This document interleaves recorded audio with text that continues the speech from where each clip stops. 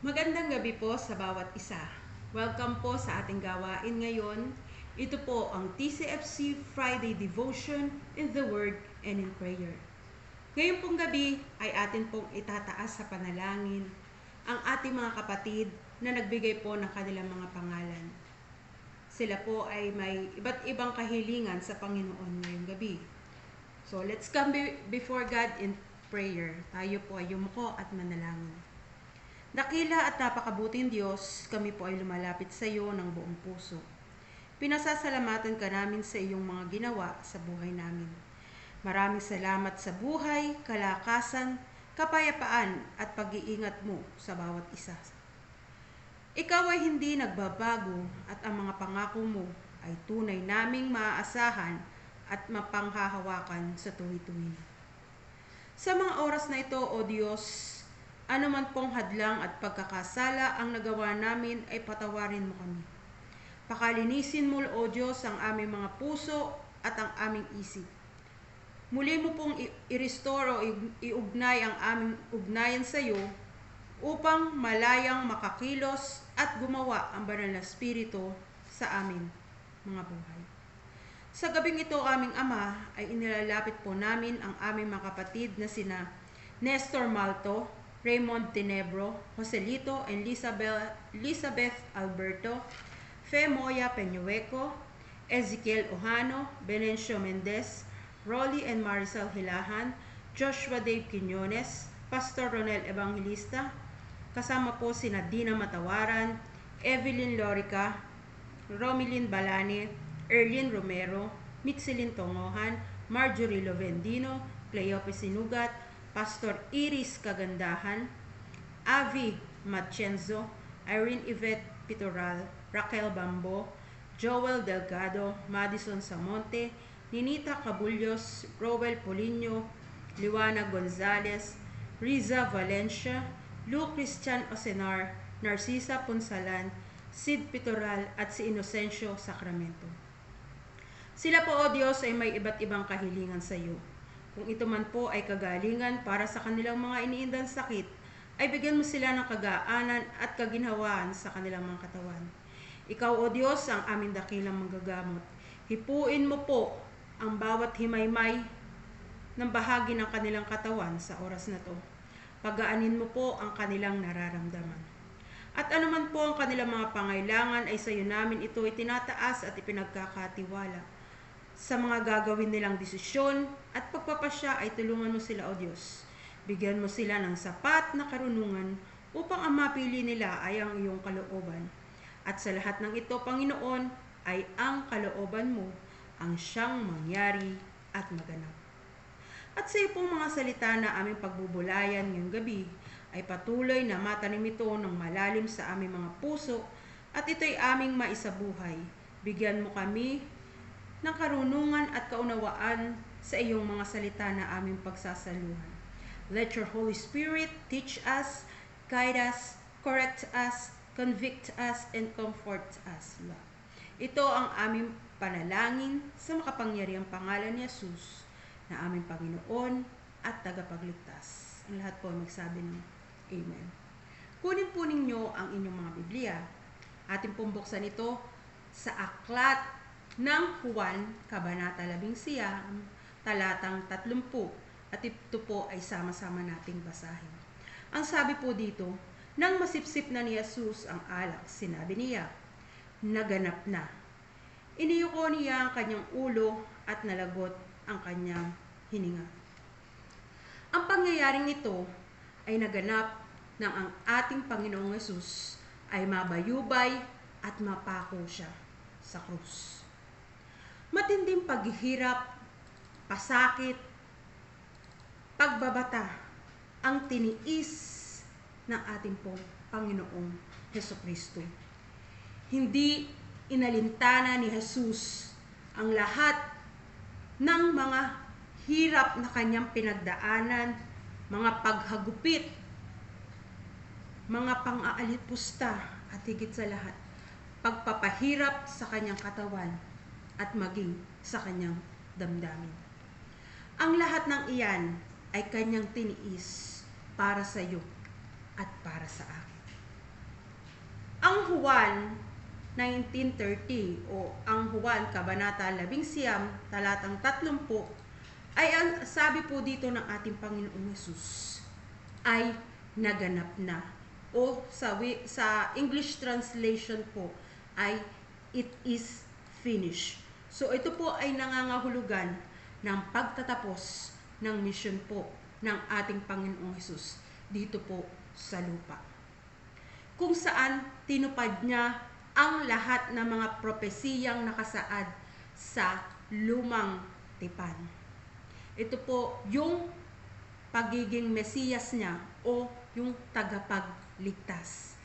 At higit sa lahat ay binayaran po ng Panginoong Hesus ang ating mga kasalanan ng buo at tama o karampatang kabayaran. At ito rin pong John 19:30 ay nagpapahayag ng tagumpay sa halip na pagkatalo o pagkabigo. Ang Greek word po para po sa it is finished o naganap na ay walang iba kundi tetelestai. At ito po ay nangangahulugan ng paid in full o binayaran ng buo o bayad na ng lubos. So, ang Greek word na tetelestai ay ginagamit po sa tatlong term. Una po sa business term, sa legal term, at ang pangatlo ang pangatlo po ay sa military term. So, ang una po sa business term na ang ibig sabihin ay paid in full. O ito po ay pagkakautang ay nabayaran na ng buo at tama po ang ibinayad. Kung ako po ay may utang na 1,000 piso sa akin pong kaibigan, ay marapat po na ito po ay bayaran ko rin ng tama at wasto at buo. Hindi po pwede na ang ibayad ko po ay okra na nagkakahalaga ng 1,000 piso. Kinakailangan o ang nararapat po na pagbabayad ay sakto, tama. Kinakailangan kung nakautang po ako ng 1,000 piso, ay 1,000 piso ko rin po itong ibibigay. Walang labis, walang kulang. So, ang ating pong Panginoong Hesus, siya po ang nagbayad ng ating pagkakautang sa Diyos. Dahil po tayo mga tao ay nagkaroon ng utang sa Panginoong Hesus. Dahil ang lahat ng tao, sabi po sa Roma 3:23, sapagkat ang lahat ay nagkasala at walang sinumang nakaabot sa kaluwalhatian ng Diyos. So malinaw po na sinasabi dito ng salita ng Diyos, aking mga kapatid, na tayong mga tao ay nagkasala at mga makasalanan. Wala po pwedeng magsabi dito na hindi ako nagkakasala dahil ginagawa niyang sinungaling ang Diyos. So, ang lahat po, malinaw po ang lahat ay nagkasala. So, kinakailangan po na mabayaran natin ang ating kasalanan upang tayo ay mapatawad ng ating Diyos. Ang tanging karapat dapat po na magbayad ng ating utang ay walang iba kundi ang ating pong Panginoong Hesukristo. Dahil siya lamang po ang nag-iisa na walang naging kasalanan. Bagamat sa lahat ng pagkakataon, sa lahat ng paraan, ay siya po ay tinukso, ngunit hindi nagkasala kahit isa man. So, siya lang ang tanging karapat-dapat, ang ating pong Panginoong Hesukristo. So, ang sabi po sa Roma 6:23, ang kabayaran ng kasalanan ay kamatayan. So, kinakailangan po na upang mabayaran yung ating kasalanan, kinakailangan na mayroong mamatay. At ito po ay walang iba kundi si Hesukristo.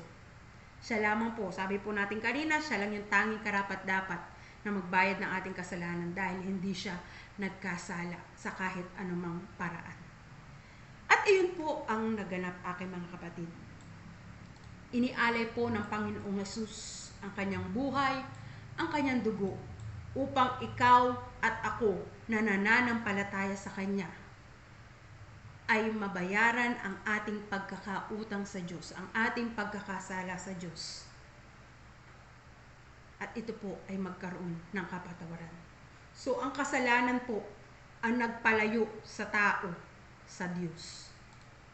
May hidwaan po ang Diyos at ang tao dahil sa kasalanan. So, dahil sa pagbabayad ng ating pong Panginoong Hesus, siya po ang naging dahilan para po yung pong kasalanan natin ay mabayaran at yung kasalanan natin ay mapatawad ng Panginoong Hesukristo. Sa pangalawang termino naman po, o term, sabi po dito sa legal term o yung judgment sa court system, meaning the sentence is fully served. Na ang ibig sabihin ay ang hatol ay ganap na naihatid at ang krimen ay binayaran na o pinagbayaran na. Sa ating pong mga nakipag-isa kay Kristo, ay ang ating hatol para sa parusa at paghatol na nararapat na ayon at sa iyo, nararapat sa iyo at sa akin ay ganap na naibigay sa ating pong Panginoong Hesukristo. Kay Kristo na ipataw ang parusa na dapat ikaw at ako ang tumanggap. Diba po, napakabuti po ng ating Diyos, mga kapatid. Siya ang umako ng ating mga kasalanan at siya rin ang nagbayad nito sa pamagitan ng kanyang buhay at ng kanyang dugo. So, diba po, karapat dapat na tumanggap ng papuri, pagsamba ang ating Diyos na buhay. Pangatlo, sa military term, meaning the battle has been fully won, o nangangahulugan ito na ang tagumpay ay nakamit na o naganap na, ang laban ay ganap ng napagtagumpayan. At iyan po ang naganap at nangyari. Napagtagumpayan po ng Panginoong Hesus ang kanyang laban mula sa kamatayan, mula sa kasalanan, at mula sa kalaban. Nagtagumpay po ang ating pong Panginoong Hesus. So, ang salitang tetelestai na binitawan ng ating Panginoong Hesukristo doon sa krus ng Kalbaryo, bago po niya inihabilin sa Diyos ang kanyang espiritu at bago siya malagutan ng hininga, ay ito po ay hindi sigaw ng pagkatalo, kundi ito po ay sigaw ng pagtatagumpay. Dahil una po, naganap ang plano ng Diyos na iligtas at tubusin ang sanlibutan sa pamamagitan ng buhay, ng kamatayan at sakripisyo ni Kristo ay tinapos niya yung plano ng Diyos noong una pa man. Ang plano po ng Diyos, bago pa man maganap ang lahat ng ito, ay kasamahin niya ang tao. Iligtas niya ang tao sa kasalanan. So, wala na pong kulang at wala nang kailangan pang idagdag dahil ito po ay tinapos na ni Kristo para sa bawat isa sa atin. Para sa lahat ng mga mananampalataya. Pangalawa, naganap po ang hula o propesiya at kasulatan mula sa Genesis hanggang sa huling pahina ng Old Testament o ng Lumang Tipan. Ito po yung ipinangako ng Diyos na Mesiyas o tagapagligtas. Ang lahat ng propesiya, ang ipapanganak ng isang berhen, ang pagtitiis, ang paghihirap, ang pagkapako ay ang lahat ay natupad kay Jesus o sa ating Panginoong Hesukristo. Kaya't nang bigkasin niya ang naganap na, ito'y hindi lamang pagtatapos ng kanyang hininga, mga kapatid, kundi ito'y katuparan ng salita ng Diyos.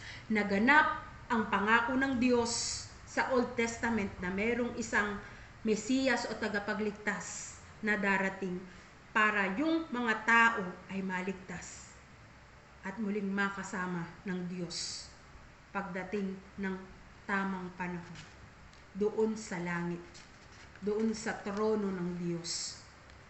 Number 3, tagumpay sa kasalanan, kamatayan, at impyerno. Ang salitang naganap na ay hindi hudyat ng kabiguan, mga kapatid, kundi ito'y hudyat ng isang pagtatagumpay. Tinapos ni Jesus ang laban sa kasalanan. Tinalo niya ang kapangyarihan ng kamatayan. Iniligtas niya tayo mula sa kapahamakan o sa apoy na impyerno. Ang dating imposibleng makamtan na kaligtasan ngayon ay abot kamay na natin. Huwag nating hayaang masayang ang tagumpay ni Kristo para sa atin doon sa krus ng Kalbaryo. Kung tinapos niya na ang lahat sa krus, bakit pa natin kailangang magpasa ng bigat na kanyang binayaran na? Kaya't sa bawat pagsubok po natin sa ating buhay, sa bawat suliranin na dumarating, ay atin pong alalahanin at tandaan ang salita ng Panginoong Hesus na naganap na, it is finished or tetelestai. May kapayapaan, may pag-asa, may kaligtasan dahil tinapos na ni Jesus ang lahat para sa atin. Kaya kung ano man po yung ating sitwasyon o pinagdaraanan sa mga oras na to, kapatid, lumapit lang tayo sa Panginoon. Ating panghawakan ang kanyang natapos na gawain doon sa krus. At siya'y may pangako kung paano na pagtagumpayan niya ang lahat ng bagay. Tayo rin sa tulong niya, sa tulong ng banal na Espiritu na nananahan sa lahat ng mga kumikilala at nananampalataya sa Kanya, ay mapagtatagumpayan natin ang lahat ng ito. Dakila at tapat na Diyos, maraming salamat po sa oras na to, na muli ipinaalala mo sa amin na naganap na. Natapos na ng Panginoong Hesus ang pagliligtas sa amin mula sa apoy ng impyerno dahil sa aming mga pagkakasala.